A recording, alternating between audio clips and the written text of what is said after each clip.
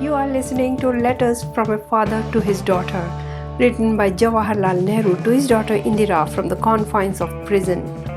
I am your host Giri Bala Joshi. In the previous letter, we learned about the formation of our earth. In today's letter, Nehru describes how life began on this earth. Letter 4. The First Living Things. We saw in our last letter that for a long time the earth must have been too hot for any living thing to exist on it. When did life begin on the earth, and what were the first living things? That is a very interesting question, but it is also a very difficult question to answer. Let us first consider what life is. You will probably say that men are living beings and so are all animals. What about trees and shrubs and flowers and vegetables?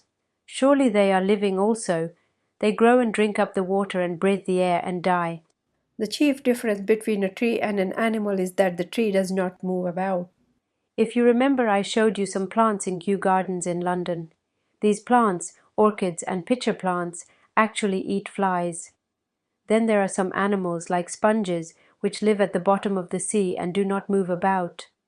Sometimes it is very difficult to say whether a thing is an animal or a plant. When you study botany, the science which deals with plants, or zoology, the science of animals, you will see these strange things which are neither wholly animal nor plant. Some people tell us that even stones and rocks have some kind of life and that they feel a kind of pain. But it is difficult to see this. Perhaps you remember a gentleman who came to see us in Geneva. His name is Sir Jagdish Bose. He has shown by experiments that plants have a great deal of life, and he thinks that even stones have some life. So you see, it is not easy to say what thing is living and what is not. But let us leave out stones for the present and consider only plants and animals.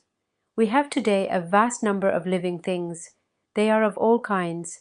There are men and women, and some of these are very clever, and some are fools. Then there are animals, and among them too you find clever animals like the elephant or monkey or ant. You find also animals who are very stupid.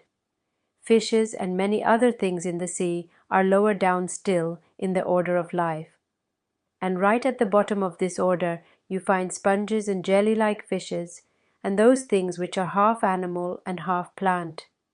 We have to try to find if all these different kinds of animals suddenly came into existence at one and the same time, or gradually one by one. How are we to find this?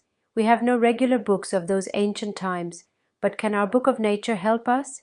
It does help. We find in the old rocks bones of animals. These are called fossils, and when we find them we can say that when that rock was formed long, long ago, the animals whose bones we have found must have lived. You saw many fossils of this kind, big and small, at the South Kensington Museum in London. When an animal dies, his soft and fleshy parts go bad very quickly, but his bones remain for a very long time. And it is these bones that we find and which tell us something of those animals of far-off days.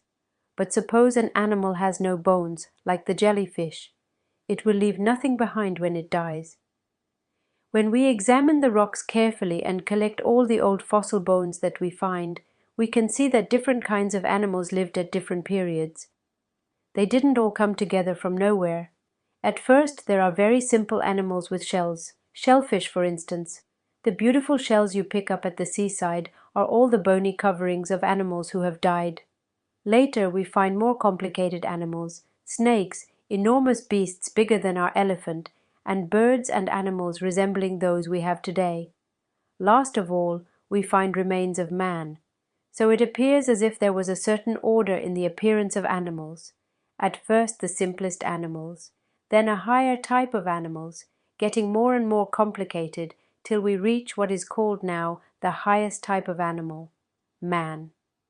How the simple sponge and shellfish developed and changed and improved themselves so much is a most interesting study, and perhaps some day I shall tell you about it. But at present we are concerned with the first living things. Probably the first living things when the earth cooled down were soft jelly-like substances without any shell or bones and living in the sea. We have no fossil remains of these because they had no bones, and so we have to guess more or less. There are many jelly-like things like these in the sea even today. They are round, but their shape is continually changing as there is no bone or shell. They are something like this. You will notice the spot in the center. It is called the nucleus, and it is a kind of heart. These animals, or whatever they are, have a curious way of dividing and becoming two. They start getting thinner at one place, and go on doing so till they break off into two jelly-like things, and both of these are just like the original one. This division takes place after this fashion. You will see that the nucleus or heart also divides, and each part gets a bit of it. In this way, these animals go on dividing and increasing. Something of this kind must have been the first living thing on this earth of ours. What a simple and humble representative of life it was.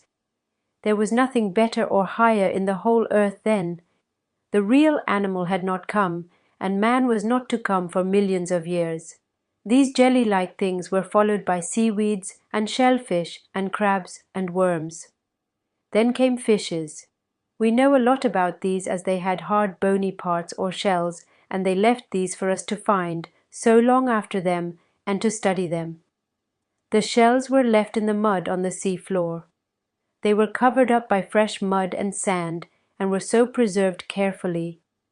The mud became hard because of the weight and pressure of the sand and mud on top of it. It became so hard that it became a rock. In this way, rocks were formed at the bottom of the sea. An earthquake or something else brought out the rock from under the sea, and it became dry land. Then the dry rock was washed away by the rivers and by rain, and the shells which had been hidden in it for ages and ages came out. This is how we come across these shells or fossils, and after studying them find out what our earth was like in the old days before man came. We shall consider in the next letter how these simple animals developed and became what they are today. End of letter 4. In the next letter, Nehru writes about the appearance of higher animals. On this channel, you can find several videos related to Nehru besides this audio podcast. I am Giribala Joshi. Please like, share and subscribe so that Nehru's messages can enlighten a wider audience.